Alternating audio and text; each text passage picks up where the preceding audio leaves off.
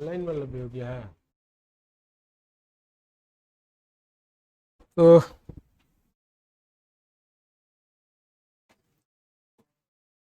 देखिए, एक तो पॉलिटी रेगुलर क्लास चल रहा है और इकोनॉमी वाला है।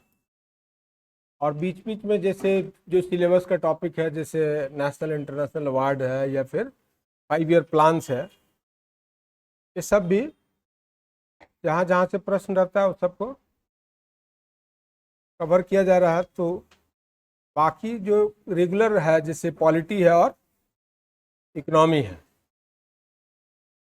मेरे जिम में, तो वो सब चल रहा है। तो उसमें इकोनॉमी वाला क्लास आप लोग को याद होगा, कहाँ तक पढ़े थे इकोनॉमी में?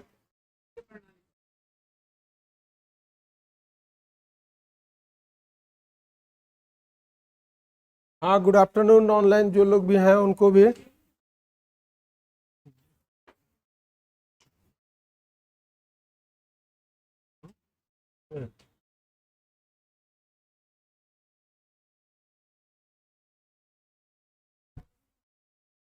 चलिए, जो ऑनलाइन जुड़े हुए हैं उनको भी जोहार।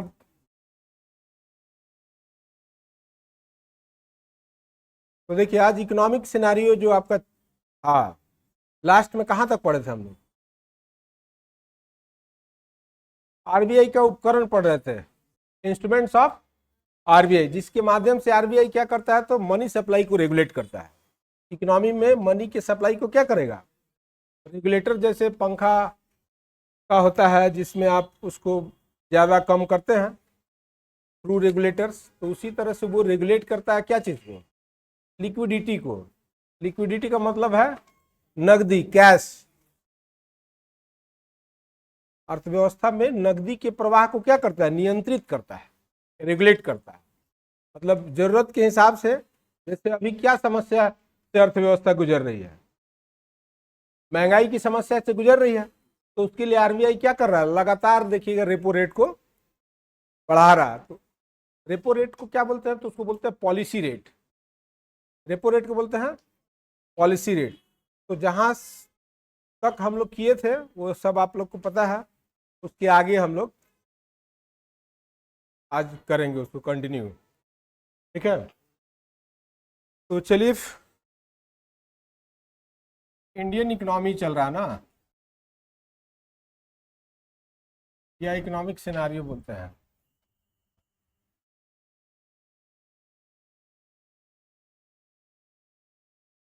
आर्थिक परिदृश्य। तो इसमें हम लोग पढ़ रहे थे इंस्ट्रूमेंट्स ऑफ आरबीआई।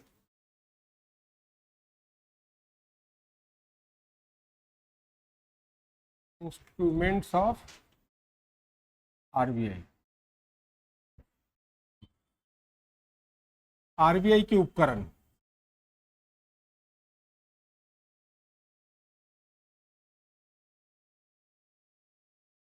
तो इन उपकरणों में सबसे पहले आपको हम बताए थे क्या था?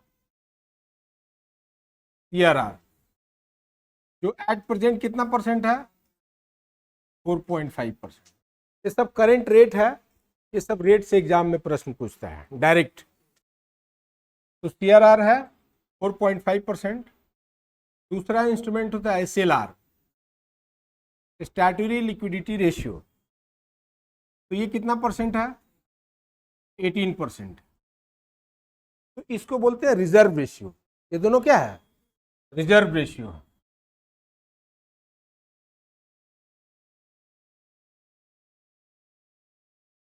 ये रिजर्व रेशियो है, जिसको रिजर्व रखना है, या तो आरबीआई के पास रखना है या अपने पास रखना है ना। जैसे अगर बैंक 100 रुपया जमा ले रहा है, डिपॉजिट एक्सेप्ट कर रहा है, तो उसका एक पार्ट सीआरआर के रूप में क्या कर रहा है? तो आरबीआई के पास रख दे रहा है।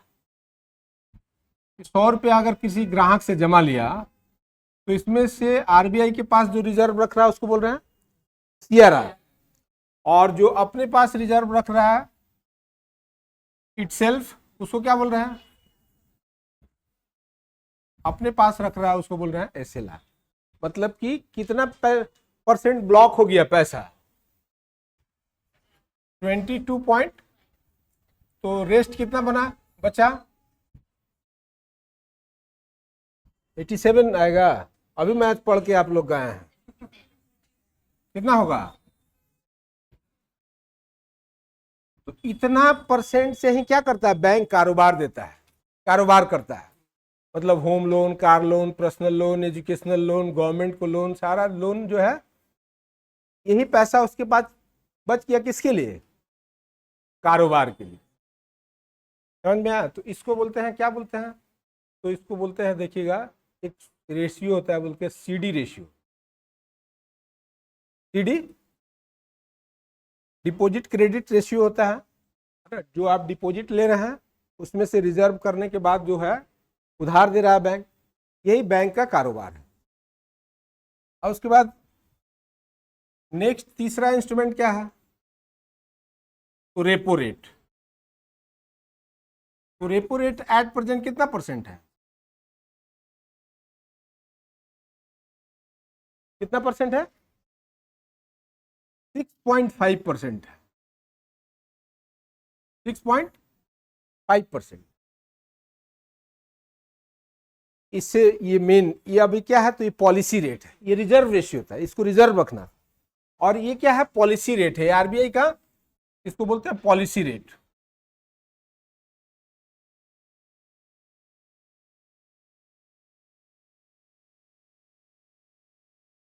या हिंदी में इसको बोलते हैं नीतिगत दर। नीतिगत दर इसको कहा जाता है। तो रेपो रेट आता है, और इसमें आता है क्या? तो सुने होंगे रिवर्स रेपो रेट।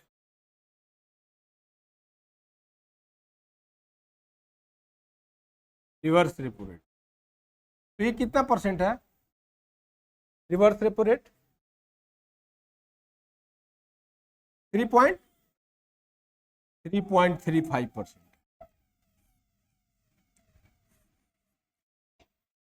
तो अब इसमें क्या है कि देखिएगा, अगर मान लीजिए कि बैंक इतना उधार दे सकता है, कितना उधार दे सकता है, लेकिन अगर मान लीजिए बैंक जो है 80 रुपीज उधार दे रहा है, इसका मतलब क्या हुआ? वो तो उधार दे सकता है कितना? 77.5 ही उधार दे सकता है। अगर वो 80 उधार दे रहा है, इसका मतलब क्या है? जो उधार ले करके उधार दे, जमा से तो उधार नहीं दे पा रहा हो, तो फिर वो क्या कर रहा है? उधार ले रहा है। किससे ले रहा है? तो आरबीआई से उधार ले रहा है। तो आरबीआई से जो उधार ले रहा है शॉर्ट टर्म के लिए, उसी का रेट ऑफ इंटरेस्ट क्या है? Repo rate. अगर यहाँ पे इसलिए एग्जाम्पल दिए कि अगर आप 100 रुपया बैंक में जमा कर रहे हैं, तो बैंक तो इतना रिजर्व कर दे रहा है आरबीआई के पास या अपने पास, तो रेस्ट जो है इतना परसेंट से वो क्या कर रहा है? कारोबार कर रहा है, उधार दे रहा है। जितना तरह का लोन आप सुने होंगे वो सब लोन वो दे रहा है। लेकिन वो मान लीजिए कि 80 रुपया अगर लोन दे रहा है, इसका मतलब है कि 2.5 रुपया वो क्या कर रहा है? कर्ज ले रहा है। तो किससे कर्ज ले रहा है? आरबीआई से। उसी का रेट ऑफ इंटरेस्ट क्या है? Repo rate. और रिवर्स रेपो रेट का मतलब क्या हो गया? उल्टा हो गया। हाँ, अगर मान लीजिए कि वो 80 रुपया उधार नहीं दे करके वो 75 रुपये उधार दे रहा है, इसका मतलब क्या है? उसके पास सरप्लस बच जा रहा है। तो सरप्लस बच जा रहा है, तो फिर क्या कर रहा है? वो आरबीआई को उधार दे रहा है। आरबीआई को उधार नहीं दे रहा, मतलब आरबीआई के पास जमा कर दे रहा है, डिपॉजिट कर दे रहा है। तो फिर आरबीआई उसको क्या करेगा? उसको इंटरेस्ट देगा। तो उसी को क्या बोलेंगे? Reverse repo rate. ठीक है? तो इस तरह से इसको बोलते हैं पॉलिसी रेट। और ये सब रेट ऑफ इंटरेस्ट है, और ये बेंचमार्क रेट ऑफ इंटरेस्ट है। बेंचमार्क का मतलब है कि पूरे इकोनॉमी में ये रेट अगर बढ़ेगा तो पूरे अर्थव्यवस्था में क्या होगा? असर होगा। उससे कौन कौन सा रेट बढ़ जाएगा? तो जैसे लैंडिंग रेट बढ़ जाएगा। बैंक जो उधार दे रहा है उसको बोलते हैं लैंडिंग रेट, वो लैंडिंग रेट बढ़ जाएगा। या फिर जो डिपॉजिट रेट है, बैंक जिस पे जमा ले रहा है ग्राहक से, वो रेट बढ़ जाएगा। कितने बढ़ेगा? तो इस तरह से ये सब को बोलते हैं पॉलिसी रेट, नीतिगत दर। ये सब है तो बोलते हैं नीतिगत दर। फिर नेक्स्ट कौन सा इंस्ट्रूमेंट है उसके पास? तो बैंक रेट सुने होंगे। तो बैंक रेट का मतलब अक्सर लोग समझते हैं कि जिस रेट पे बैंक ग्राहक को उधार देता है उसको क्या बोलते हैं? Bank rate. तो ये गलत समझते हैं। बैंक रेट का मतलब हो गया कि जिस रेट पे आरबीआई लॉन्ग टर्म के लिए उधार दे रहा है बैंकों को, किस टर्म के लिए, और रेपो रेट में शॉर्ट टर्म के लिए। और बैंकों के लिए क्या है कि उसको शॉर्ट टर्म का ज्यादा जरूरत है, लॉन्ग टर्म का उसको जरूरत नहीं है। उसको ज्यादा जरूरत किसके लिए है, शॉर्ट टर्म की। तो ये रेट देखिएगा, बैंक रेट जो है क्या होता है, तो रेपो रेट से 0.25% अधिक होता है, तो ये कितना होगा 6.75% है बैंक रेट एट प्रेजेंट। तो लॉन्ग टर्म का जो आरबीआई का इंटरेस्ट रेट है बैंकों के लिए उसको बोलेंगे बैंक रेट, और शॉर्ट टर्म के लिए जो उधार दे रहा है आरबीआई बैंकों को उसको बोलेंगे रेपो रेट। और जब बैंकों से जमा ले रहा है तो उसको बोल रहे हैं रिवर्स रेपो। फिर उसके बाद सुने होंगे standing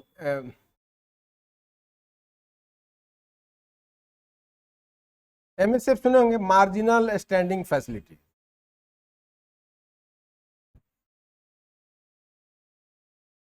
marginal standing facility.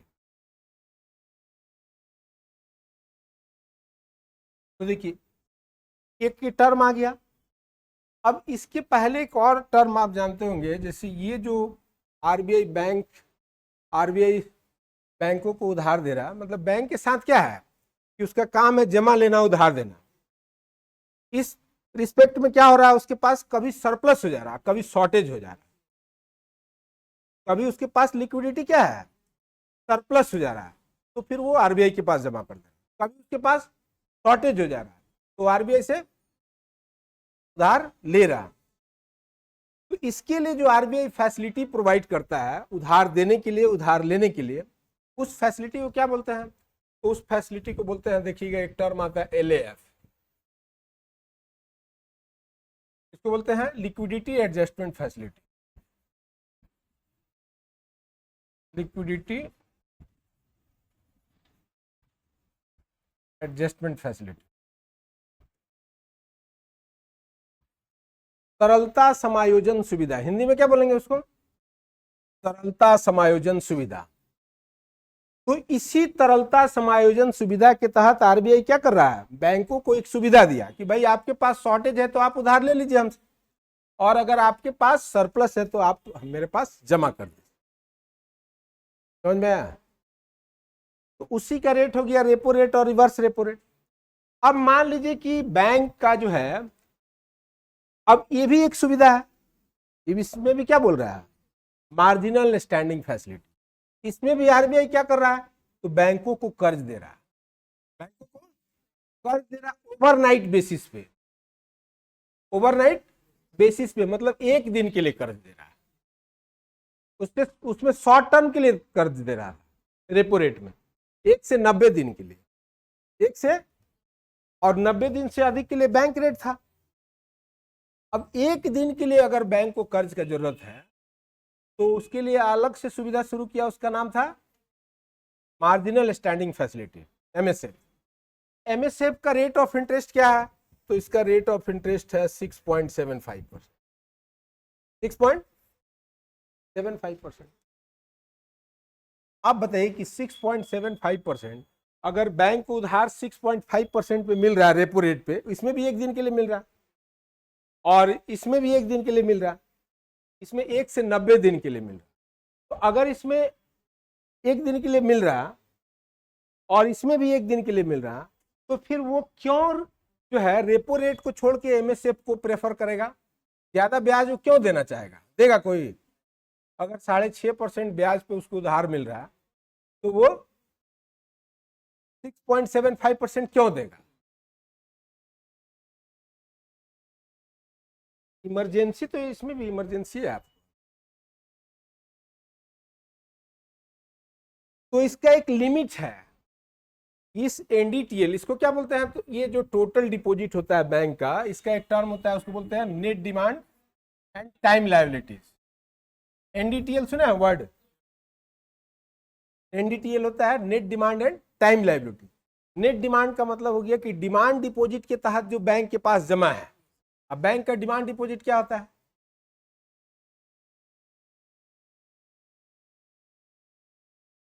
Bank का डिमांड डिपॉजिट क्या होता है?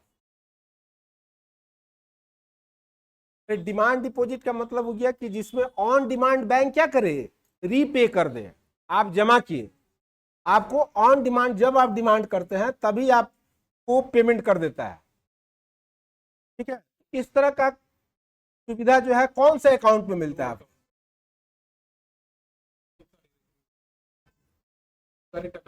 उसको बोलते हैं कासा।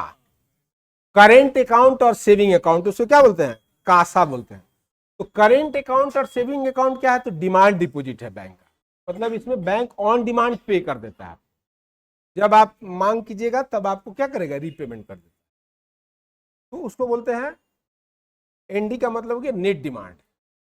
और टाइम लायबिलिटीज का मतलब क्या हो गया? तो जैसे उसका जो टर्म डिपॉजिट है, जैसे एफडी सुने होंगे, फिक्स डिपॉजिट और रिकरिंग डिपॉजिट, ये सबको बोलते हैं टाइम लायबिलिटीज। मतलब कुछ टाइम पीरियड के बाद इसमें क्या करता है, जैसे आप 5 ईयर के लिए फिक्स किए तो आफ्टर मैच्योरिटी वो पे करेगा। ऐसे आप प्री मेच्योरली भी विड्रॉ कर सकते हैं, लेकिन चार्जेस क्या, मतलब कि आपका इंटरेस्ट कट हो जाएगा। ठीक है, तो एनडीटीएल मतलब टोटल डिपॉजिट हुआ उसके पास, तो 100 रुपया जो है जमा, वो टोटल डिपॉजिट, तो उसका 0.5% ही कर्ज मिलेगा इस रेट पे। उससे ज्यादा कर्ज लेना होगा तो एमएसएफ का जरूरत, उसका एक लिमिट है।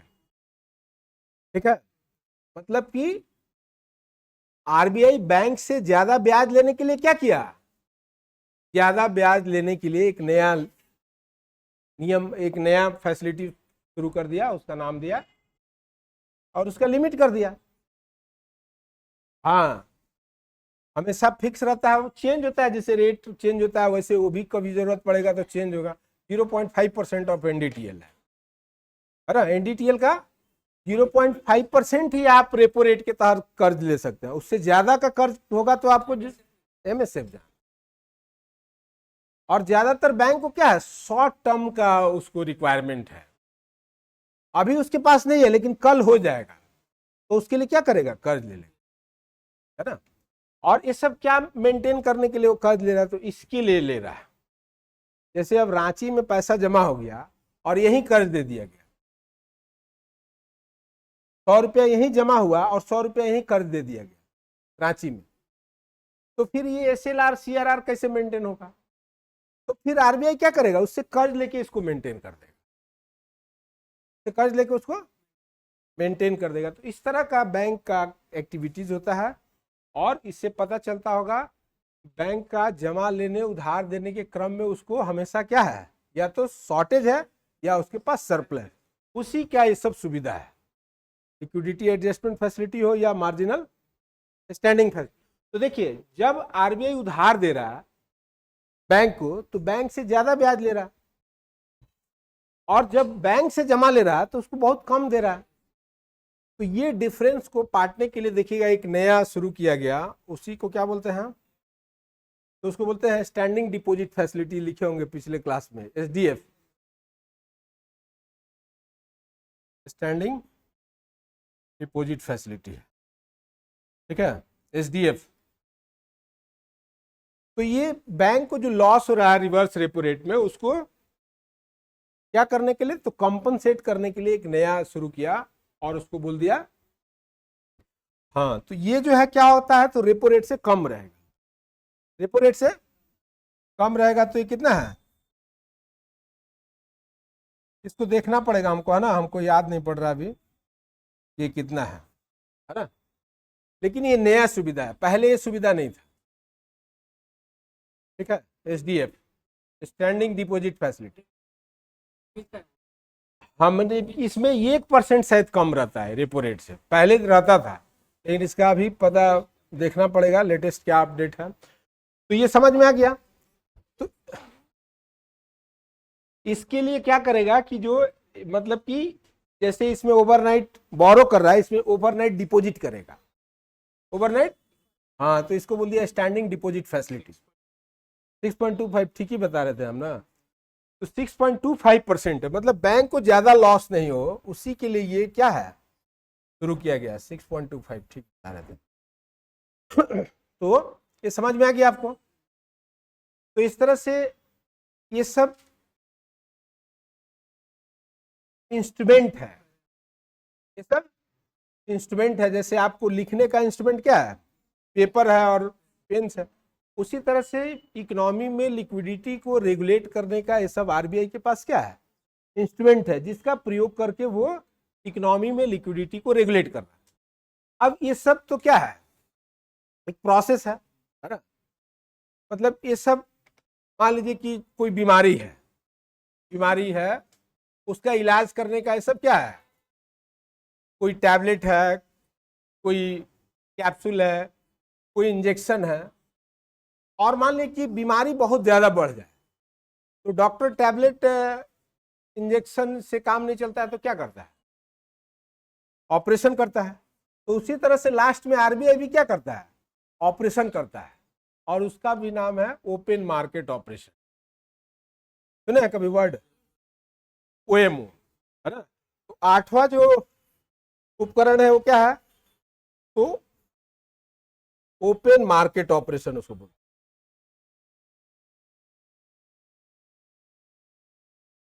ओपन मार्केट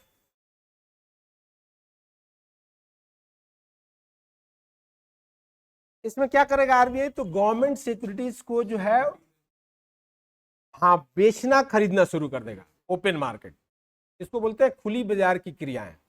इसको क्या बोलते हैं, हिंदी में इसको बोलते हैं खुली बाजार की क्रियाएं। और खुली बाजार की क्रिया क्या है, तो इसमें ओपन मार्केट में आरबीआई गवर्नमेंट बॉन्ड सिक्योरिटीज को बेचना खरीदना शुरू कर देता है। उससे भी मनी सप्लाई क्या अचानक घटेगा बढ़ेगा। ये सब क्या है, ये सब जो रेट आप चेंज कीजिएगा तो इसमें धीरे धीरे प्रभाव होगा, होम्योपैथिक दवा की तरह। होम्योपैथिक धीरे धीरे असर करता है। तो अगर आपको अचानक रिजल्ट चाहिए तो ये सब इंस्ट्रूमेंट काम में नहीं आएगा।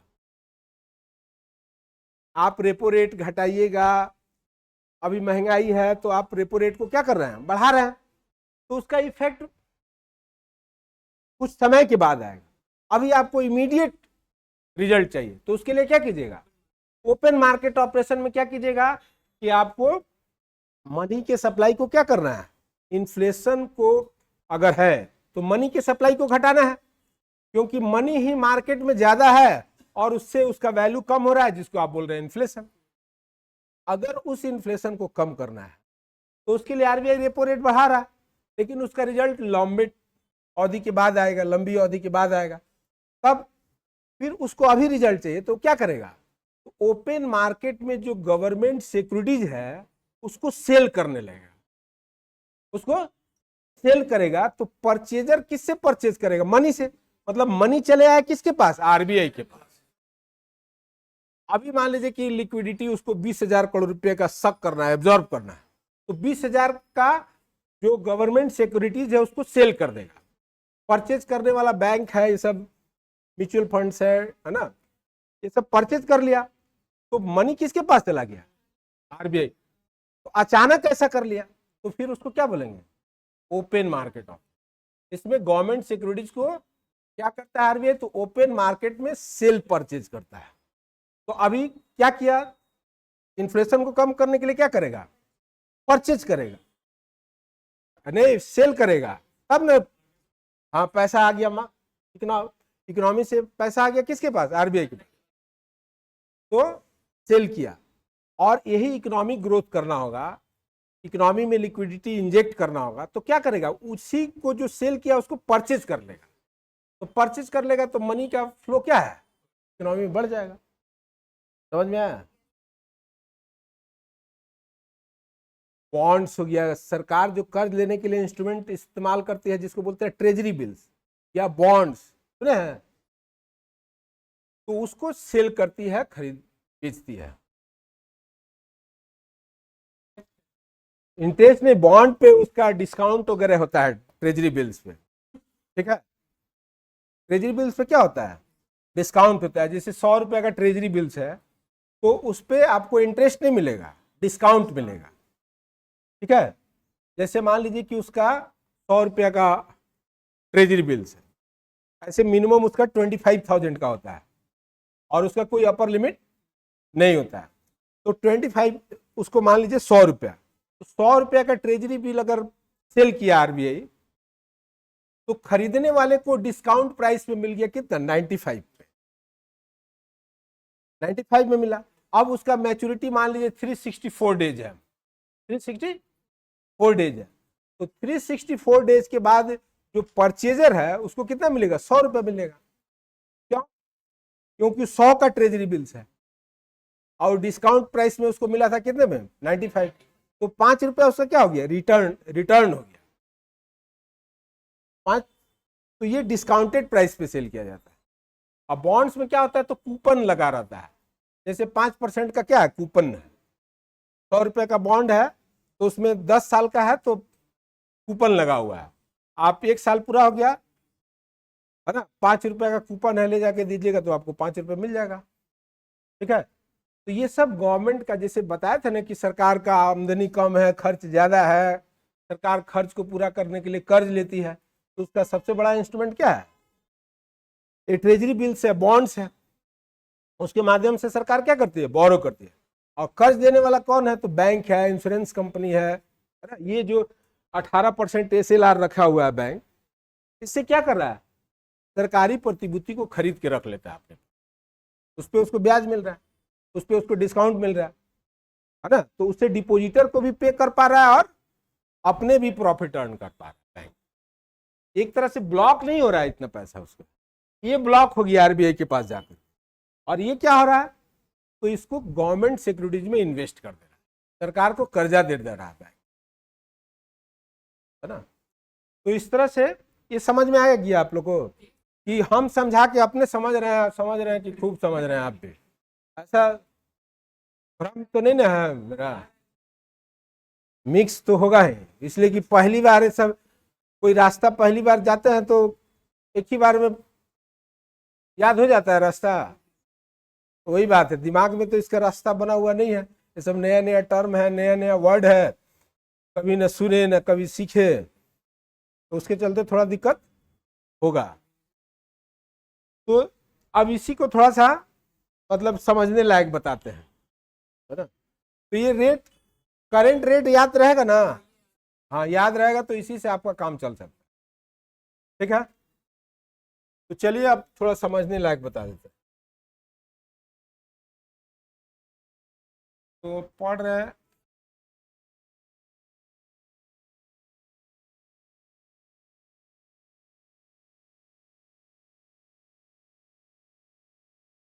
तो देखिए सीआरआर के बारे में तो आपका कॉन्सेप्ट क्लियर है, क्या है, कैश रिजर्व रेशियो है। तो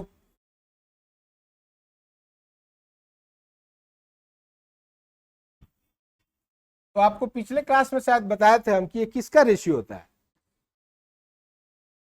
ये जो रेशियो है ये किसका है, तो आपको बताए थे एनडीटीएल का रेशियो है। एनडीटीएल का मतलब टोटल जो डिपॉजिट है बैंक का उसका रेशियो है ना, एनडीटीएल का रेशियो है।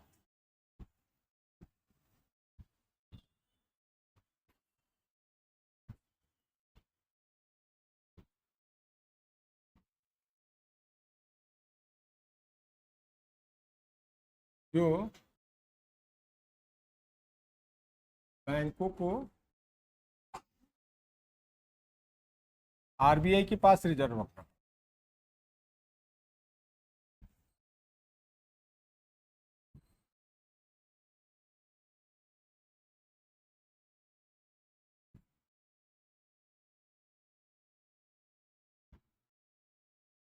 और हम आपको बताए थे कि इस पे आरबीआई कोई ब्याज देगा बैंक को, नहीं देगा। मतलब देखिएगा कि जितना बैंक है इंडिया में, सब पढ़े थे ना बैंक, उस सब बैंक का लगभग 6.5 लाख करोड़ रुपया क्या है, 6.5 लाख करोड़ रुपया बैंकों का आरबीआई के पास क्या है, कैश के फॉर्म में रिजर्व, और उस पर कोई भी ब्याज नहीं देता है कोई, कि ये सिस्टम नहीं है ना।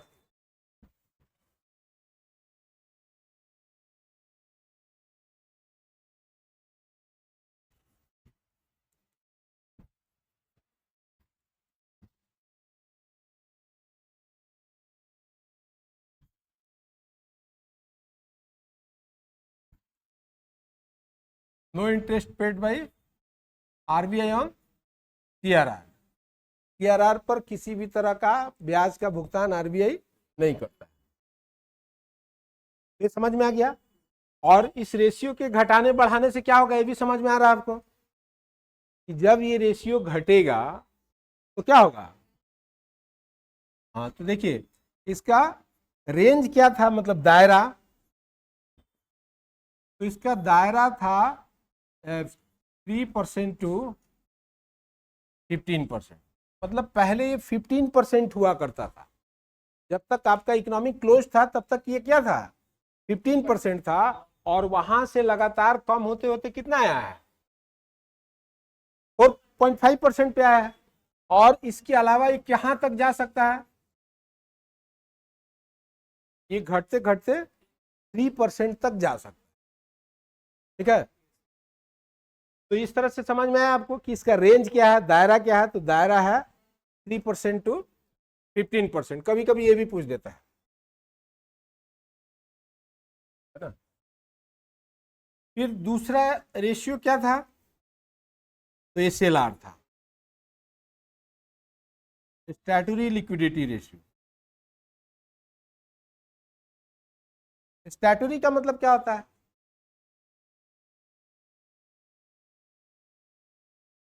कांस्टेंट, जो मैंडेटरी होता है। स्टैट्यूटरी का मतलब बताया थे ना, जो लीगल होता है, लीगल कानूनी।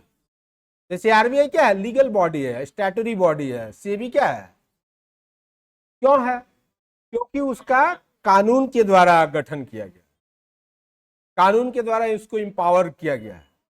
तो स्टैट्यूटरी का मतलब क्या है कि ये स्टैट्यूटरी है, जो जैसे ये देखिएगा आरबीआई एक्ट 1934 के तहत ये है, और ये बैंकिंग रेगुलेशन एक्ट 1949 के तहत क्या है, मैंडेटरी है। मतलब कि स्टैट्यूटरी का मतलब हो गया कि लीगल है। कौन सा कानून के तहत, तो बैंकिंग रेगुलेशन एक्ट 1949 के तहत, है ना। तो स्टैट्यूटरी लिक्विडिटी रेशियो,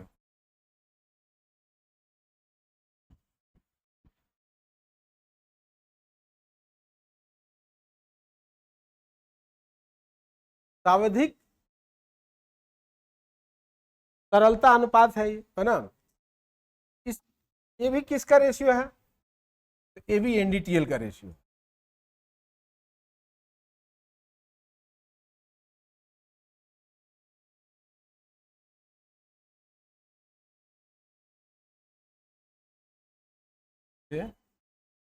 बैंकों को अपने पास रखना होता है।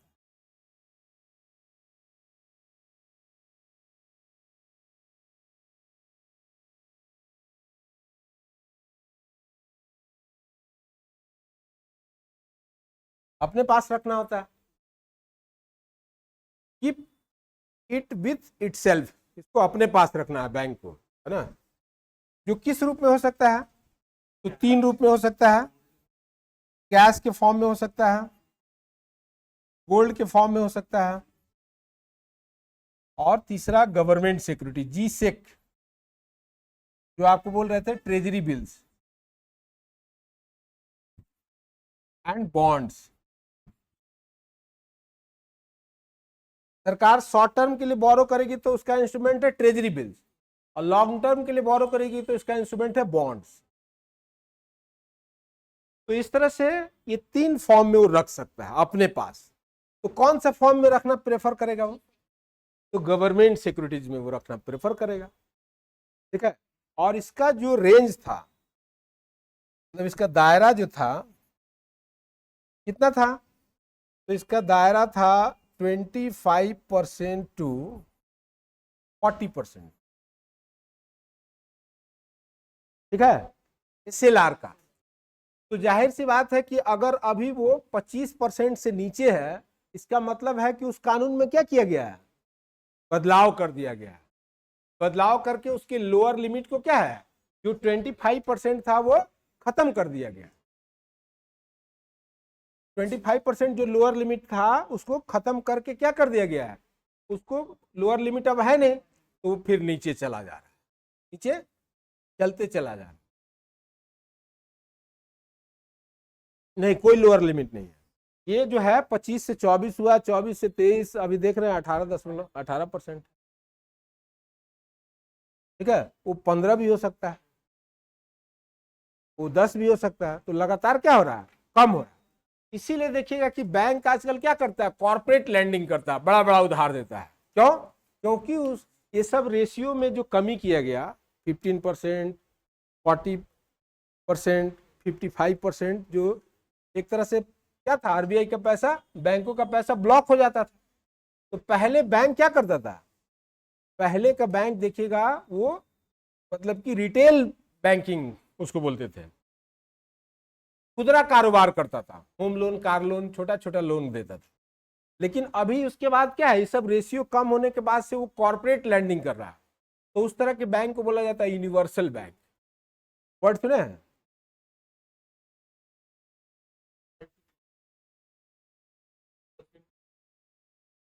अभी बताया ना कि उस कानून में संशोधन करके उसका लोअर लिमिट को खत्म कर दिया गया, कुछ नहीं है अब उसका कोई लोअर लिमिट नहीं है। इसीलिए लगातार क्या है, वो घटते जा रहा है। हाँ, बैंक के लिए ठीक है, मतलब बैंक अब ज्यादा कारोबार करेगा, ज्यादा उधार देगा, ज्यादा मुनाफा कमाएगा और ज्यादा पैसा डुबाएगा।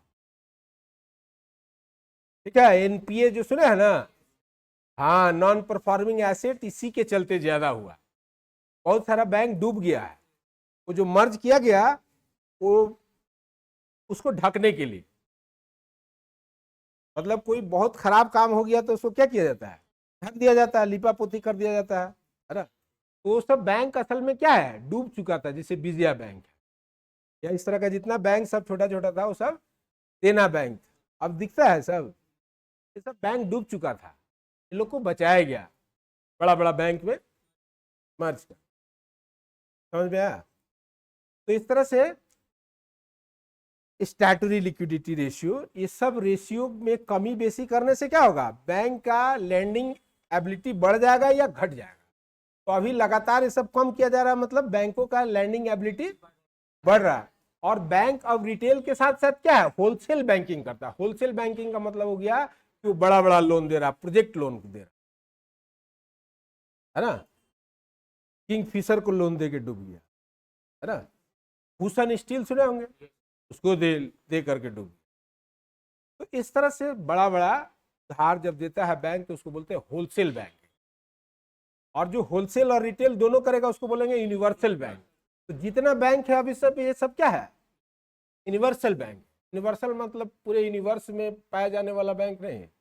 जो रिटेल और होलसेल दोनों करता है उसको बोलते हैं यूनिवर्सल। तो ये समझ में आ गया आपको? तो ये दोनों रेशियो जो है इसको बोलते हैं रिजर्व रेशियो। इसको रिजर्व रखना है आपको, या तो आरबीआई के पास या अपने। तो अब क्लियर हुआ? तो चलिए, अब इतना आप रिजर्व रख दिए, अब इसके बाद आप क्या कीजिएगा, कारोबार कीजिएगा, मतलब उधार दीजिएगा, उधार लीजिएगा।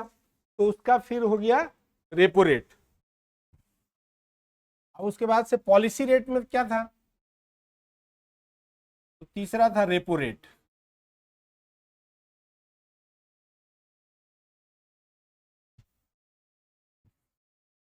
रेपो दर, है ना, ये शॉर्ट फॉर्म है कि फुल फॉर्म है?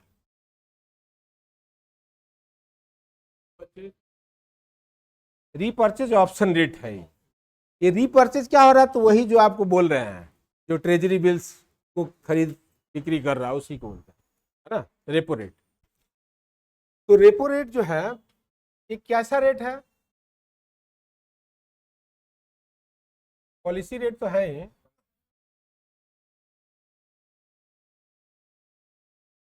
क्या, तो यह it is a rate of interest, एक तरह का ब्याज दर है।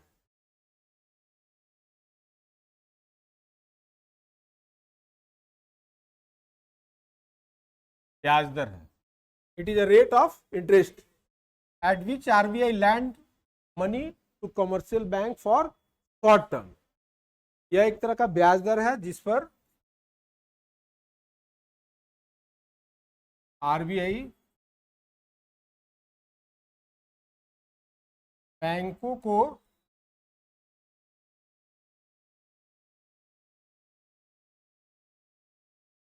शॉर्ट टर्म का मतलब क्या है? 1 डे टू 90 डेज।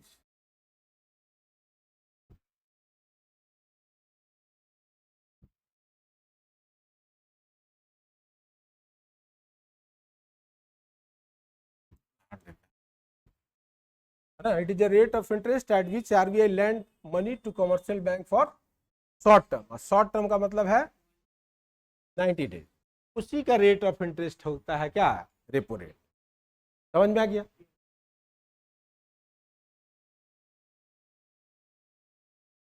तो ये क्या रेट है तो जान ही रहे आप, है ना, रिवर्स रेपो रेट। तो ये उल्टा हो गया। रिवर्स का मतलब क्या है? विपरीत। तो ये भी एक तरह का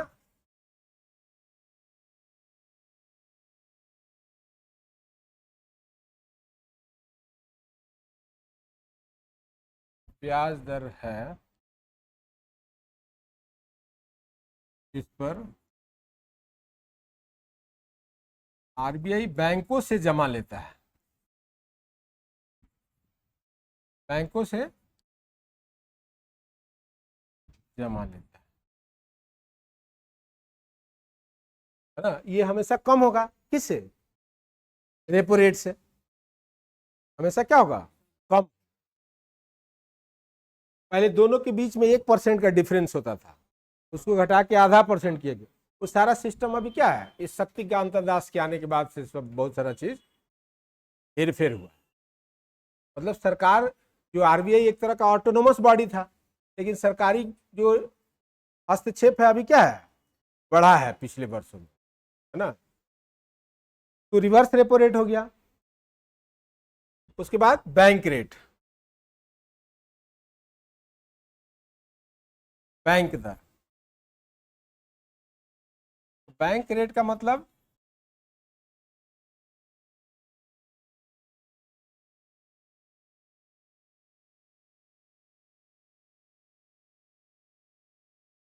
तरह का ब्याज दर है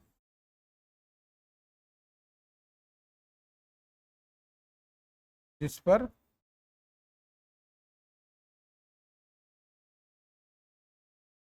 आरबीआई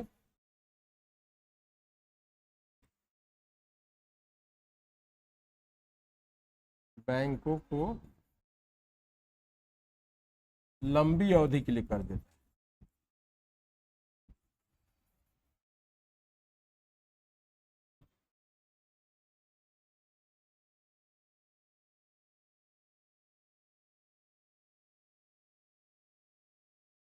लंबी अवधि का मतलब क्या है? More than 90 days. रेपो और बैंक रेट के मामले में लंबी अवधि का मतलब है 90 दिन से अधिक, और 90 दिन से कम का मतलब क्या है? शॉर्ट टर्म है। इसमें नहीं, एक साल क्या क्या है ये, ज्यादातर बैंक को लंबी अवधि के लिए जरूरत नहीं, एक तरह का निष्प्रभावी रेट है बैंक रेट। इसमें कोई लेन देन नहीं होता, लेकिन जानने के लिए जानना चाहिए आप। इस पर कोई भी ट्रांजेक्शन नहीं होता है। ज्यादातर ट्रांजेक्शन रेपो रेट पे होगा, रिवर्स रेपो रेट पे होगा, या एमएसएफ पे होता है। क्योंकि ज्यादातर बैंक को जरूरत क्या है?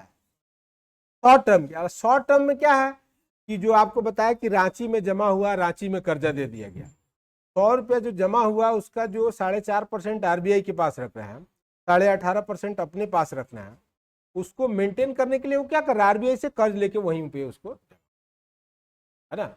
और ये सब rate of interest short term का मतलब कि 90 दिन के लिए, 1 से 90 दिन के लिए, और ये 90 दिन से अधिक के लिए। तो ये सब क्या है? 90 दिन का रेट ऑफ इंटरेस्ट है कि एनुअल रेट ऑफ इंटरेस्ट है? ये जितना पढ़े थे ना, ये सब वार्षिक ब्याज दर है। ये समझने का गलती मत कीजिएगा कि एक दिन का है, ओवरनाइट का है 6.5 रुपया, नहीं। ये सब एनुअल रेट ऑफ इंटरेस्ट होता है, ये वार्षिक ब्याज दर है। शॉर्ट टर्म का मतलब ये मत समझिए कि 90 दिन में 6.5% ब्याज दे देगा bank. Annual rate of interest है, ठीक है। अगर 100 रुपया का आप कर्ज लिए तो 6.5% हुआ, 6.5 रुपया 1 साल का। उसको आप क्या कीजिएगा, उसको आप जो है 365 से डिवाइड कीजिए तो निकलेगा 1 दिन का। अब उसमें 1 दिन रखिएगा कि 10 दिन रखिएगा कि 90 दिन रखिएगा, उससे मल्टीप्लाई कर दीजिएगा तो उतना ब्याज निकल जाएगा। हाँ, अभी तक आप समझ रहे थे कि अच्छा 90 दिन का है, इस 90 दिन से अधिक का, यही समझ रहे थे। ये वार्षिक ब्याज दर है, एनुअल रेट ऑफ इंटरेस्ट है। हाँ, एमएसएफ भी वही हो गया। अगर 6.75% है तो 1 दिन के लिए कर्जा लिया तो 365 से उसको क्या कीजिए, डिवाइड कीजिए, और जो आएगा वो 1 दिन का ब्याज होगा। अभी तक आप सोच रहे थे कि 1 दिन का है। इस तरह का समझने का गलती आप कर सकते हैं, इसका संभावना है, ठीक है। तो ये समझ में आ गया आपको? तो पहले समझ में आ रहा था कि अब समझ में आ रहा है? क्लियर हो गया? चलिए ठीक है। बैंक दर इसीलिए बताना जरूरी था। बैंक दर हो गया। एमएसएफ आप समझ ही रहे हैं। आप ये नंबर क्या था? MSF, marginal standing facility. अरे इसका फुल फॉर्म आप जान ही रहे हैं।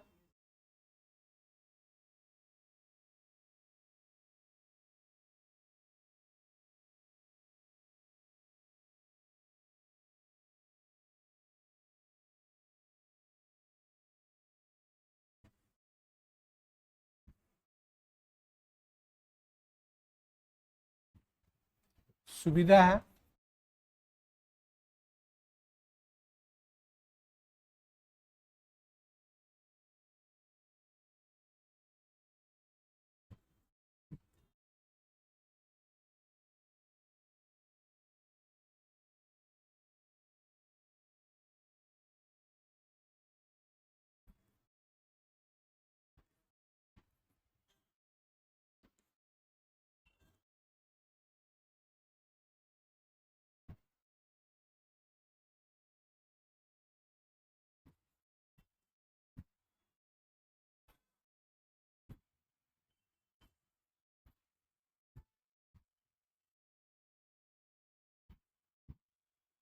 कर देता है। कब इसका जरूरत है? क्योंकि रेपो रेट में जो सुविधा है उसको बोलते हैं एलएएफ। एलएएफ में क्या है, एक लिमिट है कि आप एनडीटीएल का 0.5% ही कर्ज ले सकते हैं, और आपको ज्यादा का जरूरत हो गया तो आप क्या किए, एमएसएफ खिड़की के पास गए और वहां से अपना कर्ज ले लिया। क्योंकि आपका जो सुविधा दिया एलएएफ, लिक्विडिटी एडजस्टमेंट फैसिलिटी, जिसमें repo rate reverse repo rate चल रहा था, लेकिन उससे आपका काम नहीं चला तो आप क्या किए, एलएएफ को छोड़ करके एमएसएफ में आ गए। हाँ, ओवरनाइट बेसिस। हाँ, ओवरनाइट बेसिस पर होता है। नहीं, इसका लिमिट भी है ना, उसका भी लिमिट है, 2.5% है टोटल एनडीटीएल का। मैंने इसमें जितना कर्जा ले लीजिए, इसमें तो ज्यादा ब्याज मिल रहा है आरबीआई को ना, तो ये 2.5% तक है। और अगर मान लीजिए उससे ज्यादा कर्जा का जरूरत होगा तब क्या करेगा बैंक? 0.5% मिल गया उसको एलएएफ में, 2.5% मिल गया एमएसएफ में, तब भी उसका काम नहीं चला, तब क्या करेगा वो? हम्म? तब तब एक मार्केट सुने हैं, call money market. Call money market सुने हैं? जो inter bank lending borrowing market होता है, inter bank lending borrowing market होता है, तो वहां पे जाके फिर बैंक क्या करेगा, एक दूसरे को कर्जा लेना देना शुरू कर दे। तो मनी मार्केट का इंस्ट्रूमेंट होता है, उस मनी को बोलते हैं कॉल मनी। उस मनी को बोलते हैं call money, term money.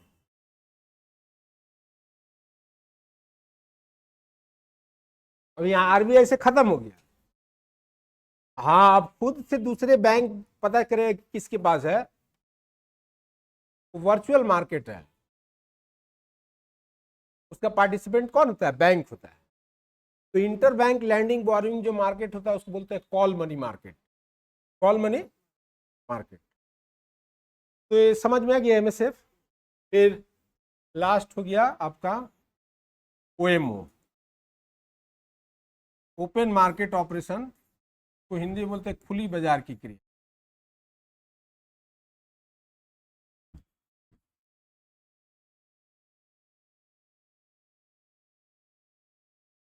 Hindi में इसको बोलते हैं खुली बाजार की क्रियाएं। तो खुली बाजार की क्रियाएं क्या है?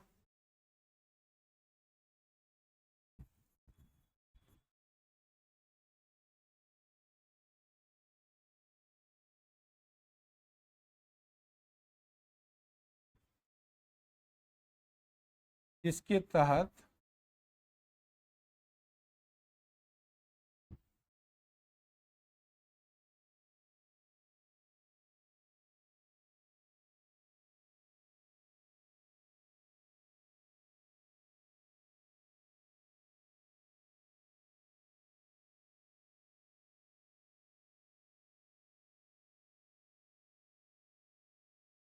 सरकारी प्रतिभूति क्या है? तो आपको बताया था ट्रेजरी बिल्स है और बॉन्ड्स।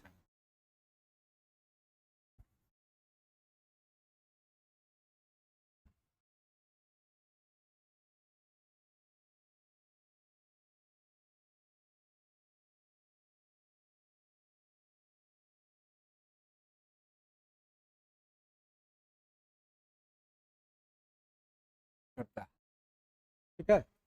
तो ये एक तरह का प्रक्रिया है, एक तरह का प्रोसेस है, जिसमें आरबीआई क्या करता है, तो ओपन मार्केट में गवर्नमेंट सिक्योरिटीज बॉन्ड्स को सेल करता है या परचेज करता है। तो जब बिक्री करेगा तो क्या होगा? क्रय करेगा तो क्या होगा?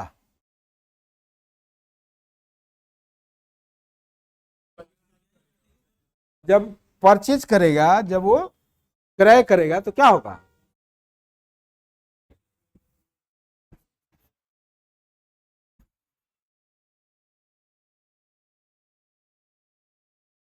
अर्थव्यवस्था में मन लिक्विडिटी क्या है? बढ़ेगा, है ना। नकदी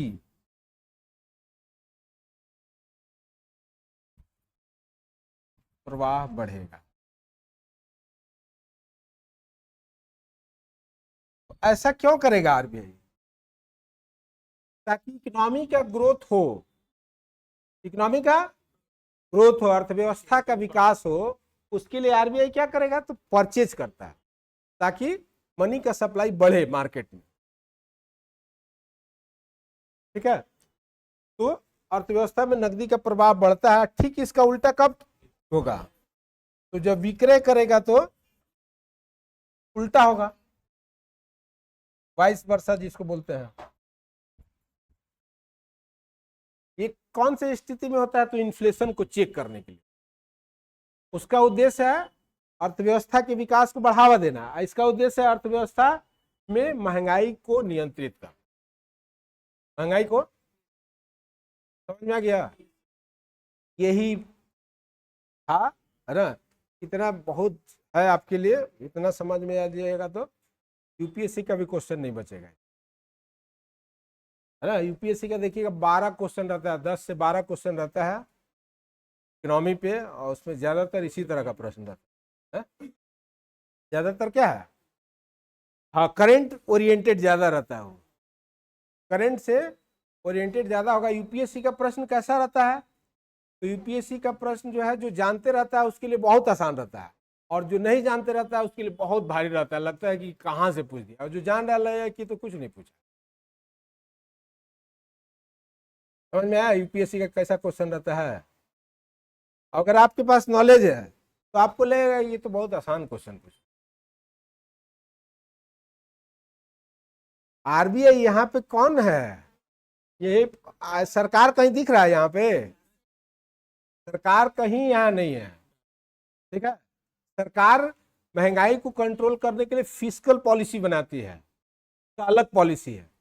वो एनुअल पॉलिसी होता है, बजट के थ्रू रिफ्लेक्ट होता है। हाँ, अचानक ही तो ये सब करता है। अचानक ही क्या करेगा? ये करेगा,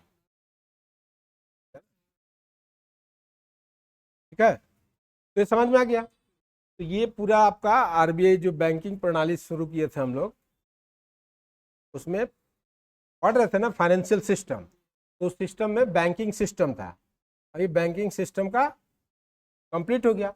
अब उसमें है एक फाइनेंशियल मार्केट। क्या है? फाइनेंशियल मार्केट है। तो अगला इसका जो है सेक्शन इसमें मिलेगा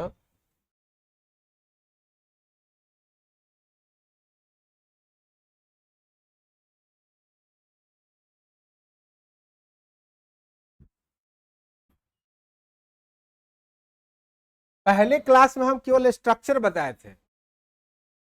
पहला जो क्लास था ना, regulators, financial institutions, financial market बताए थे, तो वो उसका स्ट्रक्चर था, ये उसका डिटेल है सब थोड़ा सा। तो फाइनेंशियल मार्केट देखिएगा कि फाइनेंशियल मार्केट में कौन कौन सा मार्केट आता है। तो जैसे सुने होंगे मनी मार्केट,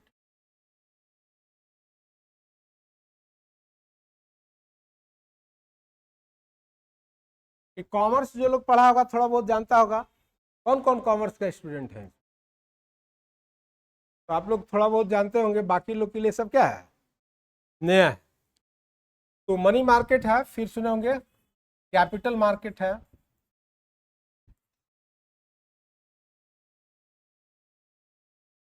यही मेनली दो ठो आपको पढ़ाएंगे। फिर उसके बाद फॉरेक्स मार्केट होता है, फॉरेन एक्सचेंज मार्केट होता है, और फिर कमोडिटी मार्केट होता है।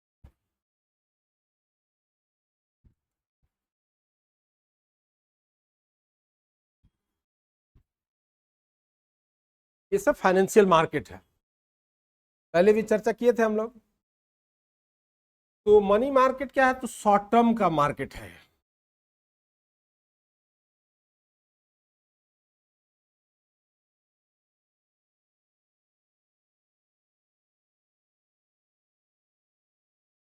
और शॉर्ट टर्म का मतलब क्या है?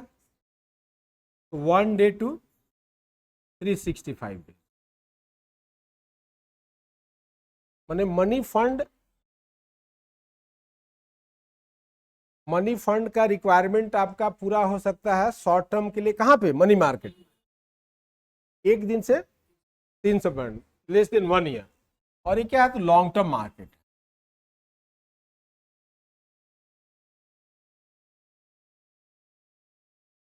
लॉन्ग टर्म का मतलब हो गया मोर देन 1 ईयर, 1 साल से अधिक अवधि के लिए क्या होता है? Capital market. अब इसका इंस्ट्रूमेंट क्या क्या होता है?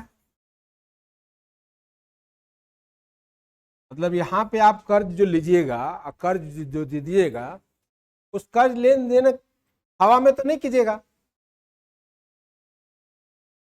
इसका इंस्ट्रूमेंट क्या क्या होता है? तो इसका इंस्ट्रूमेंट होता है जैसे कॉल मनी है,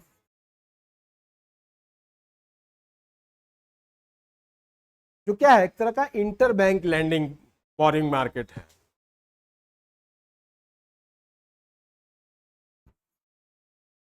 इंटर बैंक की इंट्रा बैंक। इंटर बैंक का मतलब हो गया one bank to another, intra का मतलब हो गया एक बैंक के डिफरेंट ब्रांचेस, तो उसमें नहीं है one bank to another. Inter bank का मतलब हो गया वन बैंक टू अनदर।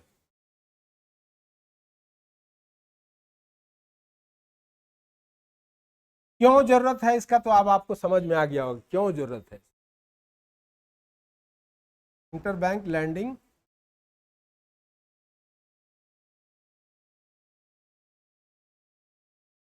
किसका? नहीं नहीं, ये कॉल मनी का कुछ नहीं है ना। और यहाँ का रेट ऑफ इंटरेस्ट क्या है? फिक्स नहीं है, बैंक टू बैंक वैरी करेगा। बैंक टू बैंक नहीं, मतलब कि ये जो है inter bank lending borrowing market है, तो इसका रेट ऑफ इंटरेस्ट कौन डिसाइड करेगा? तो आरबीआई नहीं डिसाइड करेगा, मार्केट फोर्सेस डिसाइड करेगा। मार्केट फोर्सेस का मतलब हो गया डिमांड एंड सप्लाई। अगर मान लीजिए कि मनी का डिमांड ज्यादा है, हर बैंक को कर्ज चाहिए, तो उसका ब्याज क्या होगा? बढ़ जाए। उसको बोलते हैं मीबॉर, सुने होंगे, Mumbai inter bank offer rate, सुने हैं? Mumbai inter bank offer rate उसको बोलते हैं मीबॉर। ठीक है। इसी तरह से लंदन का मार्केट है, तो उसका है लिबॉर, लंदन इंटरबैंक ऑफर रेट। तो इस तरह का ये सब क्या है, ऐसा रेट ऑफ इंटरेस्ट होता है जो मार्केट फोर्सेस के द्वारा डिसाइड किया जाता है। और मार्केट फोर्सेस होता है demand and supply of money. जब सब बैंक कर्जा देना चाह रहा है, अब कोई बैंक कर्ज लेना नहीं चाह रहा, तो ब्याज क्या होगा, कम हो जाएगा। तो इस तरह का जो है मतलब कि inter bank lending borrowing market है ये, है ना। और यहाँ का इंटरेस्ट डिसाइड करेगा कौन, मार्केट फोर्सेस, मार्केट फोर्स, है ना। और यहाँ का इंटरेस्ट रेट को बोलते हैं MIBOR, Mumbai interbank offer rate. Regulator तो है ये आरबीआई, पढ़े थे ना, मनी मार्केट का रेगुलेटर कौन है, आरबीआई है ना। रेगुलेटर है लेकिन वो रेट ऑफ इंटरेस्ट डिसाइड नहीं करेगा। जितना आरबीआई का इंस्ट्रूमेंट में जो पढ़े थे वो सब यूनिफॉर्म रेट है, वो एक समान दर है। लेकिन बाकी सब जो रेट होता है, जैसे डिपॉजिट रेट है या लैंडिंग रेट है या सेविंग डिपॉजिट का जो डिपॉजिट रेट होता है, वो सब क्या है, बैंक टू बैंक वेरी करता है। क्योंकि बैंक का जो बोर्ड ऑफ डायरेक्टर होता है वो उसको डिसाइड करेगा कि बैंक का डिपॉजिट रेट क्या होगा, लैंडिंग रेट क्या होगा। इसलिए बैंक टू बैंक को सब क्या है, वेरी करते रहता है, यूनिफॉर्म रेट नहीं होता है। जो बैंक का लैंडिंग रेट है, धार देने का दर है, और जो जमा लेने का दर है, वो बैंक टू बैंक वेरी करता है। और ये जो आरबीआई का जो रेट है ये सब यूनिफॉर्म है, सब बैंक के लिए एक समान है, सब बैंक के लिए एक समान। तो मिबोर समझ में आ गया कि क्या है। तो inter bank Mumbai inter bank offer rate, ये रेट ऑफ इंटरेस्ट है कॉल मनी मार्केट का, जो कि डे टू डे क्या करता है, वेरी करता है डिमांड एंड सप्लाई के हिसाब से। इसको कोई डिसाइड नहीं करता है कि कितना होगा। तो ये समझ में आ गया कॉल मनी, है ना। तो अब ये भी कॉल मनी का टाइप होता है ना, टाइप ऑफ कॉल मनी।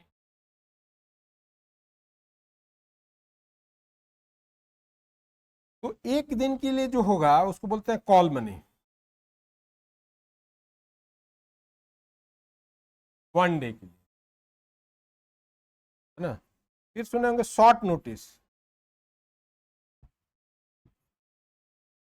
या नोटिस मनी बोलते हैं, इसको 1 to 14 डेज के लिए होगा, तो उसको बोलते हैं नोटिस मनी या शॉर्ट नोटिस बोलते हैं, है ना। और तीसरे तरह का होता है उसको बोलते हैं टर्म मनी। टर्म मनी का मतलब हो गया मोर देन 14 डेज, 14 दिन से अधिक का हो जाएगा तो उसको बोलते हैं टर्म मनी। कर्ज की अवधि के हिसाब से क्या है, वो मनी का नाम बदल रहा है, कॉल मनी है, नोटिस मनी है या शॉर्ट नोटिस, और फिर टर्म मनी, है ना। टाइम के हिसाब से बदल रहा मनी का नाम। तो ये पहला इंस्ट्रूमेंट हो गया किसका, मनी मार्केट, है ना। फिर दूसरा इंस्ट्रूमेंट क्या है, तो दूसरा इंस्ट्रूमेंट है ट्रेजरी बिल्स।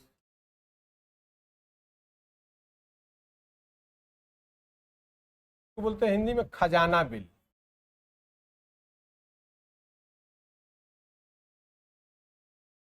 खजाना बिल, ट्रेजरी बिल्स।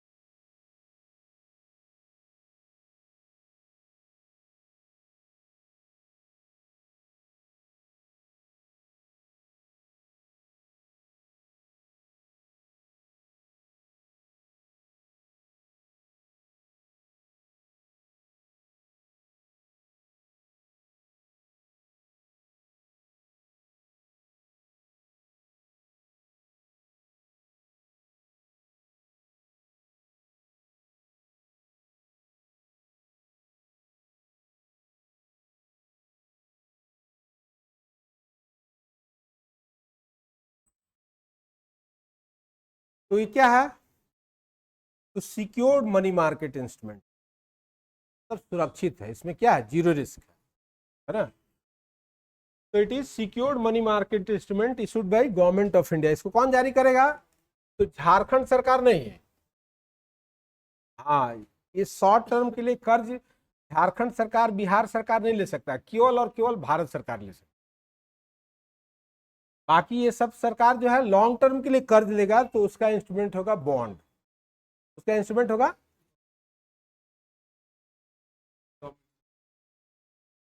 हाँ,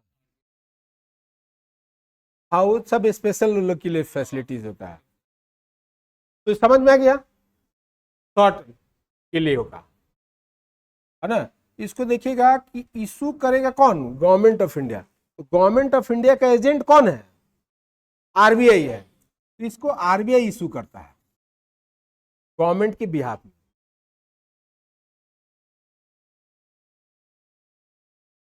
इशू करता है, खरीदता कौन है, कौन खरीदेगा, बैंक हो गया, इंश्योरेंस कंपनी हो गया,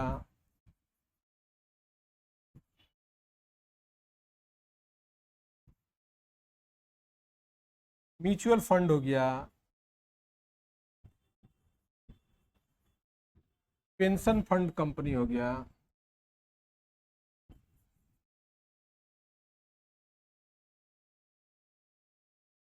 तो ये लोग इसको क्या करेगा, परचेज करेगा, ठीक है। तो देखिए, बैंक कॉल मनी मार्केट में बैंक एक ऐसा पार्टिसिपेंट है जो कर्जा ले भी सकता है, कर्जा दे भी सकता है। लेकिन बाकी सब लोग कर्जा देगा, कोई कर्जा लेगा नहीं। जैसे ये लोग कर्ज क्या करेगा, देगा, ले नहीं सकता है। और बैंक एक ऐसा पार्टिसिपेंट है मनी मार्केट का जो कर्ज दे भी सकता है और कर्ज ले भी सकता है, कर्ज दे भी सकता है और ले भी सकता है। और बाकी लोग केवल कर्ज दे सकता है, ले नहीं सकता है। यहाँ उसके लिए बॉन्ड मार्केट में जाना होगा, लॉन्ग टर्म वाला जो कैपिटल मार्केट लिखे थे वहां से बाकी लोग कर्जा ले सकते हैं, है ना। तो ये समझ में आ गया आपको, ट्रेजरी बिल्स। तो ये कितने तरह का होता है, टाइप जो है देखिएगा, ये 3 तरह का होता है ना। एक को बोलते हैं 91 डेज टी बिल्स, मतलब इसका मेच्योरिटी कितना होगा, 91 डेज। और ये डिस्काउंट प्राइस पे मिलेगा तो उसका डिस्काउंट कम होगा, उसका डिस्काउंट कम होगा जैसे जैसे बढ़ेगा। अब इसको डबल कीजिएगा तो कितना होगा, 182 डेज का ट्रेजरी बिल्स है। और इसको डबल कीजिएगा तो 360। तो इसके मेच्योरिटी के हिसाब से इसका नाम भी है, ये टाइप है तो उसका नाम क्या है, 91 डेज टी बिल्स। दूसरा कुछ नाम नहीं है उसका, उसके मेच्योरिटी के हिसाब से उसका नाम है। और जैसे जैसे मैच्योरिटी का ड्यूरेशन बढ़ेगा वैसे वैसे डिस्काउंट क्या है, बढ़ते जाएगा। जैसे अगर, जैसे इसका मिनिमम प्राइस आपको क्या बताए थे,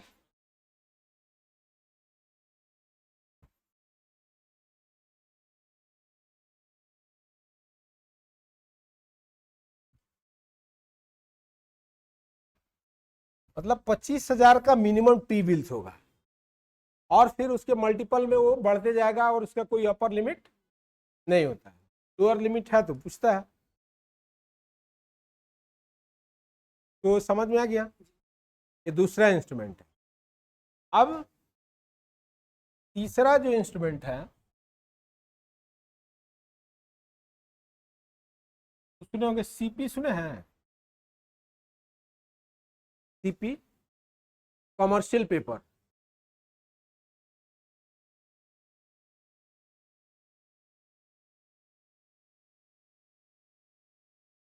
कमर्शियल पेपर,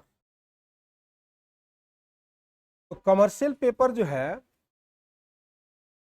ये भी एक तरह का मनी मार्केट इंस्ट्रूमेंट है ना।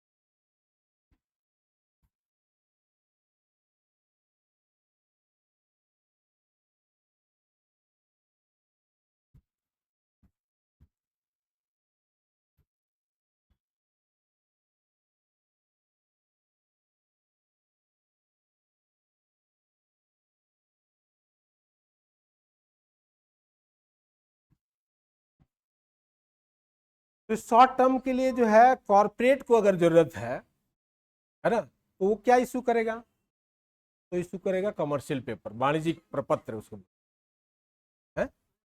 अनसिक्योर्ड नहीं हो गया, सरकारी होगा तो सिक्योर्ड, और गैर सरकारी है तो अनसिक्योर्ड, असुरक्षित है ये।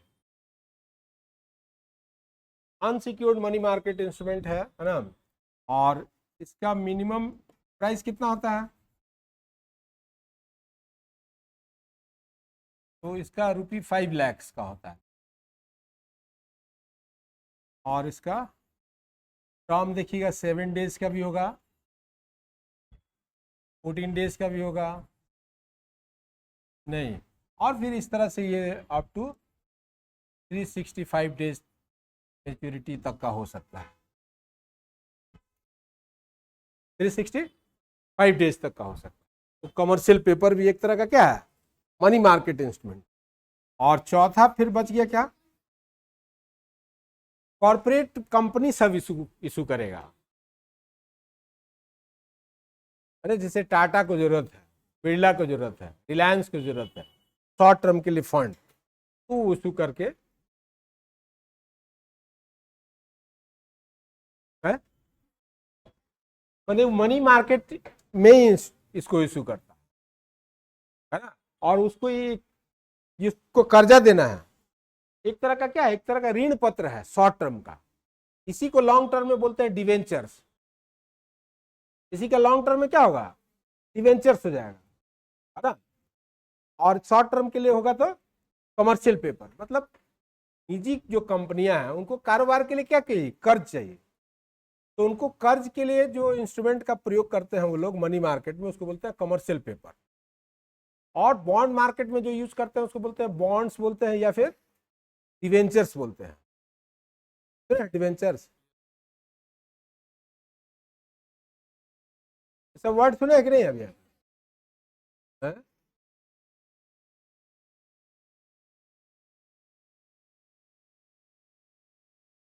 लोन के लिए अप्लाई कर रहा है बैंक के पास, वो अलग चीज है, ठीक है। ये मनी मार्केट में है।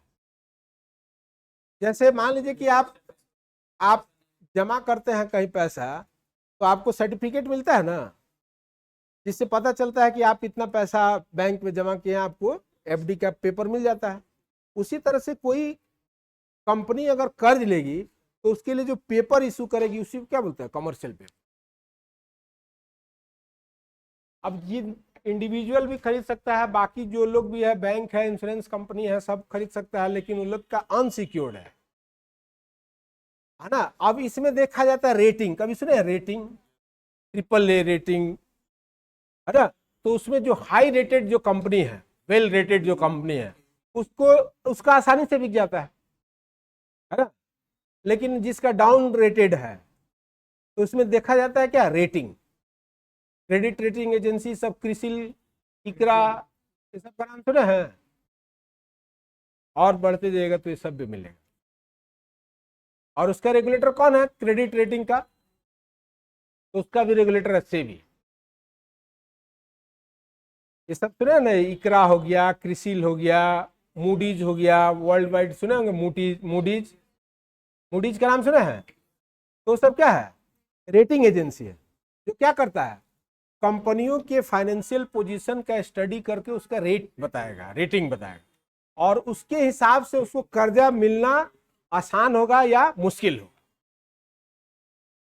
अगर उसका रेटिंग हाई है तो सस्ते में उसको उधार मिल जाएगा, अगर उसका डाउन रेटिंग है तो उसको महंगा उधार मिलेगा, लेकिन महंगा मिलेगा। क्यों, क्योंकि उसमें डूबने की संभावना क्या है, ज्यादा है, डूबने की संभावना ज्यादा है। तो उसको कोई कर्जा देगा तो उससे चाहेगा कि ये ब्याज ज्यादा दे, तो और ब्याज ज्यादा देने के चक्कर में और जल्दी डूब जाता है। जैसे जेट एयरवेज का नाम सुना, जेट एयरवेज का नाम सुना है। तो उसी चक्कर में कौन डूबा था, यस बैंक डूबा था। उसको कोई कर्जा नहीं दे रहा था तो यस बैंक कर्जा दिया, वो भी डूबा, है ना।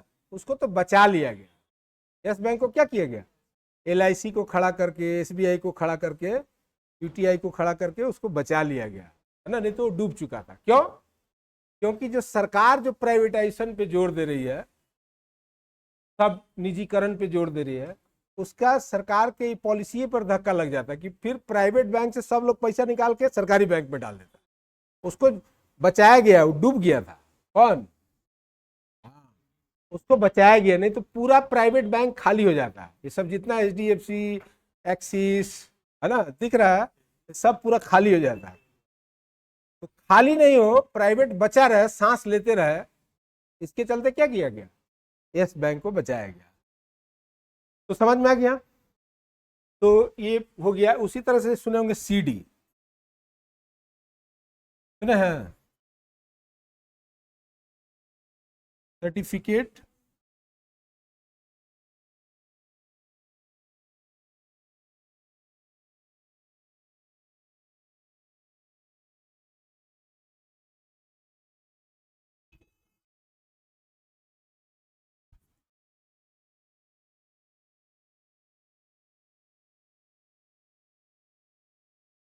कि बैंक जारी करके क्या करता है, मनी मार्केट से फंड रेज करता। बैंक इशू किया, मनी मार्केट से फंड रेज किया और उस शॉर्ट टर्म के फंड के रिक्वायरमेंट को पूरा कर लिया। तो हो गया क्या, सर्टिफिकेट्स ऑफ डिपॉजिट। तो ये सब आपका हो गया मनी मार्केट का, है ना। कैपिटल मार्केट जो लिखे थे उसमें क्या क्या आता है,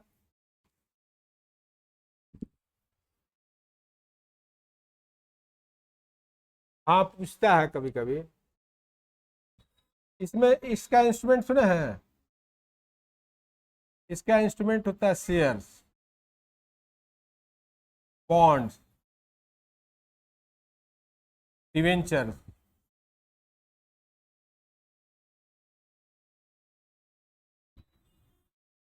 डिवेंचर्स और क्या सुने होंगे,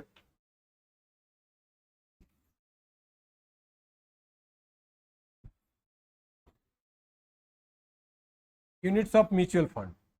ये सब इंस्ट्रूमेंट है किसका, लॉन्ग टर्म का। लॉन्ग टर्म के लिए कर्जा चाहिए तो कंपनी सब क्या करेगा, शेयर जारी करता है। कंपनी सब क्या करेगा, तो डिवेंचर्स जारी करता है। तो शेयर और डिवेंचर्स में क्या अंतर होता है,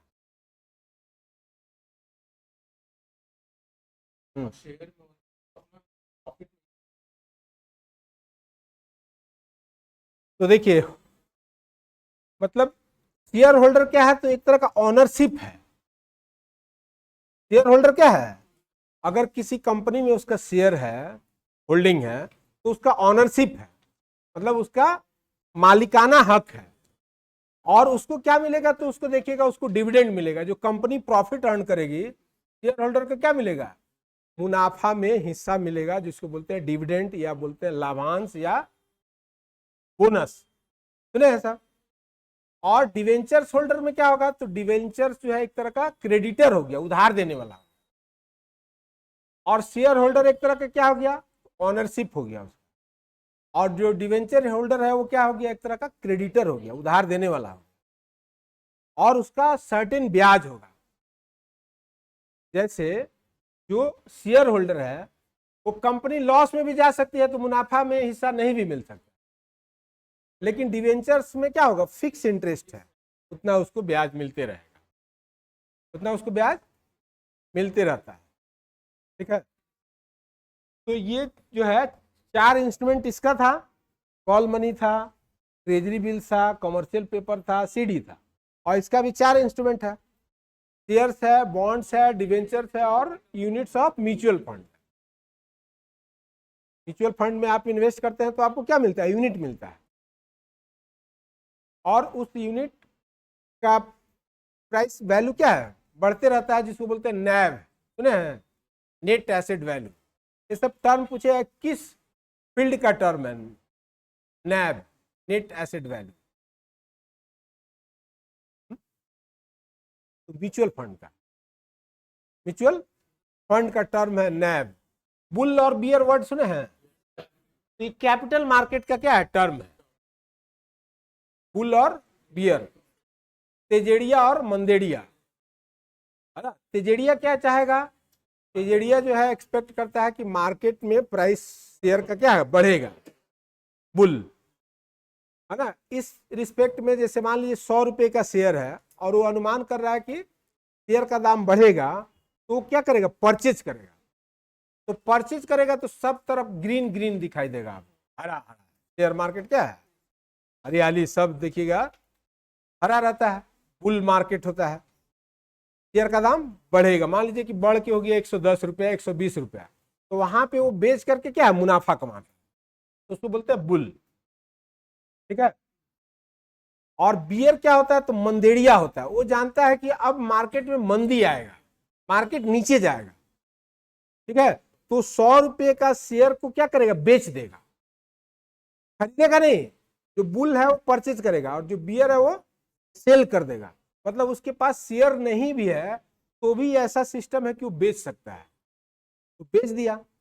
अब बेचने के बाद 90 रुपया अगर उसका चला गया प्राइस, तो वहां पे उसको परचेज कर लेगा और 10 रुपया क्या है, फायदा कमा लेगा। तो बियर जो है बेच के कमाता है और बुल जो है परचेज करके कमाता है। ये दो टर्म किसका है। हाँ, तो ये सब प्रश्न पूछता है। कौन पूछ रहा था कि ये सब पूछते हैं, कौन, तो ये सब पूछता है इसीलिए बता रहे हैं, है ना। बुल और बियर का मतलब क्या है, तेजी जो चाहेगा। ठीक है। शेयर मार्केट का कभी सिंबल देखे हैं, बुल का बना रहता है। तो बुल जो है वो क्या है, बुल मार्केट होता है जो उसमें तेजी आता है, मतलब शेयर का दाम बढ़ता है, इकोनॉमी का ग्रोथ होते रहता है। तो 100 रुपये का शेयर है प्राइस उसका, तो उसको परचेज कर लिया 100 में और अनुमान किया कि ये शेयर का दाम बढ़ेगा। अब बढ़ के हो गया 110 रुपया, तो बेच दिया, तो 10 रुपया क्या है, फायदा कमा लिया। ठीक है। बेच के फायदा कमा लिया 10 रुपया, तो बुल मार्केट में। अगर यही जो है चले जाता नीचे तो उसको लॉस हो जाता, उसको लॉस हो जाता। 90 रुपया अगर चल जाता तो 10 रुपया लॉस हो जाता उसको। तो बुल एक्सपेक्ट करता है कि मार्केट में तेजी आएगा, तब वो खरीदता है।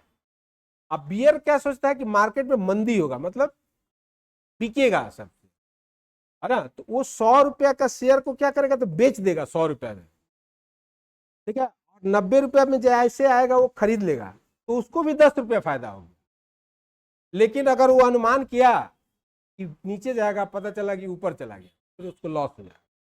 तो तेजेड़िया और मंदेड़िया वर्ड जो है बहुत फेमस है, जो शेयर मार्केट का होता है, बुल एंड बियर। वो कैपिटल मार्केट में होता है। फिर कैपिटल मार्केट में देखिएगा, एक प्राइमरी मार्केट होता है, एक सेकेंडरी मार्केट होता है। प्राइमरी मार्केट होता है, तो प्राइमरी मार्केट में क्या होता है कि पहली बार जो है देखिएगा शेयर इशू किया जाता है, उसको बोलते हैं आईपीओ, इनिशियल पब्लिक ऑफर। ये सब प्रश्न पूछता है। आईपीओ, फर्स्ट टाइम आप शेयर इशू किया कोई कंपनी, है ना, तो उसको बोलते हैं इनिशियल पब्लिक ऑफर। जारी कर दिया प्राइमरी मार्केट में, खरीदने वाला उस शेयर को खरीद लिया। अब उसका खरीद बिक्री करना होगा तो सेकेंडरी मार्केट में होगा, में आता है शेयर मार्केट, सुने होंगे, Bombay stock exchange, national stock exchange. वहां पे अब उसका क्या है, खरीद बिक्री हो, तो वो सेकेंडरी मार्केट हो। ठीक है। तो कैपिटल मार्केट में आईपीओ से अक्सर प्रश्न रहता है, इनिशियल पब्लिक ऑफर, जो प्राइमरी मार्केट में कोई भी कंपनी अपना शेयर जारी करती है। अब फिर खरीदने वाला उसको खरीद लिया, अब उसको बेचना होगा तो कहां बेचेगा, सेकेंडरी मार्केट। तो सेकेंडरी मार्केट में क्या आता है, तो स्टॉक एक्सचेंज आता है। और स्टॉक एक्सचेंज में क्या क्या है, तो जैसे बॉम्बे स्टॉक एक्सचेंज है, नेशनल स्टॉक एक्सचेंज है, सुने होंगे। तो नेशनल स्टॉक एक्सचेंज कहां पे लोकेटेड है, अब बॉम्बे स्टॉक एक्सचेंज, तो दोनों मुंबई में, है ना। अब सुने होंगे सेंसेक्स क्या है, इंडेक्स है ना, इंडाइसेस उसको बोलते हैं, शेयर, है ना। शेयर का क्या है, तो इंडाइसेस है, इंडेक्स है। तो उसमें कितनी कंपनियों का स्टॉक है, तो एक ठो क्यों घटा दिए उसमें से, मैंने 30 में से एक ठो क्यों घटा के 29 किए, है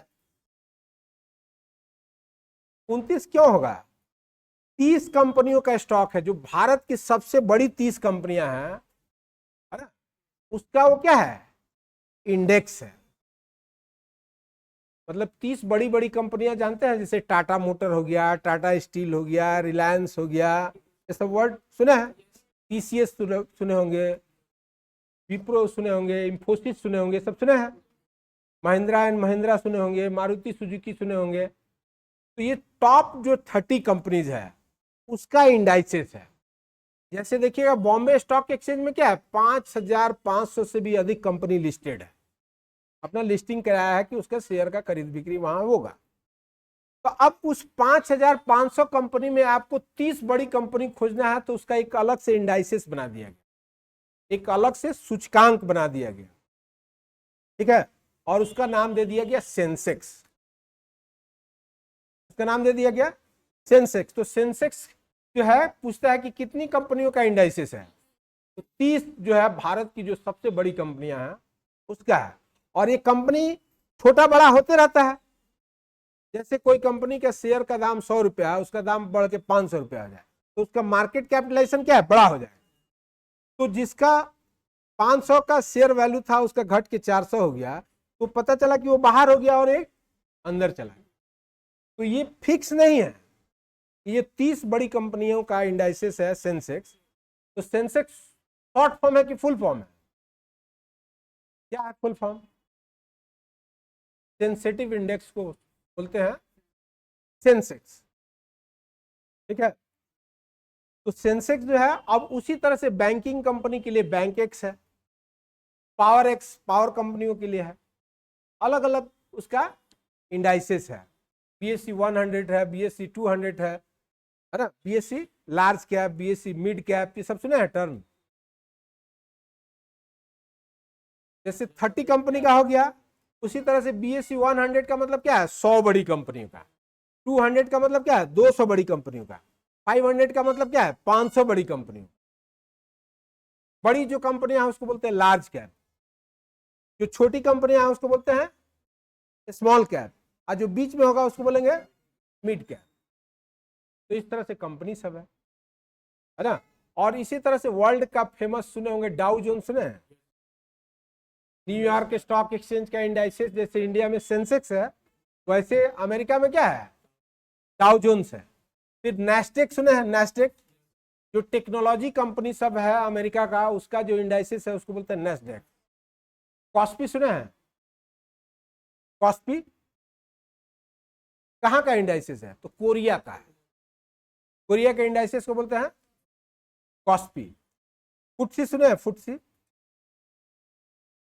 तो ब्रिटेन का जो इंडाइसेस है उसको बोलते हैं फुटसी, FTSE, सब वर्ड सुने हैं।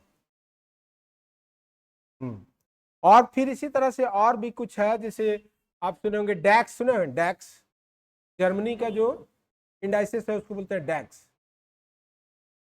तो इस तरह से अलग अलग कंट्री का भी इंडाइसेस से क्वेश्चन रहता है ना। वो सब भी प्रश्न पूछता है, डाउ जोन्स कहाँ का है, कोस्पी कहाँ का है, टैक्स कहाँ का है, फुटसी कहाँ का है, संघाई कॉम कहाँ का है। तो आराम से बता दीजिए, संघाई कॉम मतलब चाइना। लेकिन पूछिए निकई कहाँ का है, निकई तो जापान का इंडाइसेस है निकई। तो इस तरह से ये सब इंडाइसेस से भी प्रश्न रहता है ना। तो चलिए आज यहीं तक रखते हैं, है ना। फिर नेक्स्ट क्लास में आप लोग का आगे देखा जाएगा। है? तो सब प्लास्टिक मनी, हॉट मनी भी रहता है। हुँ? कौन कंपनी, तो गवर्नमेंट कंपनी नहीं रहेगी, जैसे BPCL, HPCL, सेल, भेल, ये सब क्या है, वो सब भी रहेगा।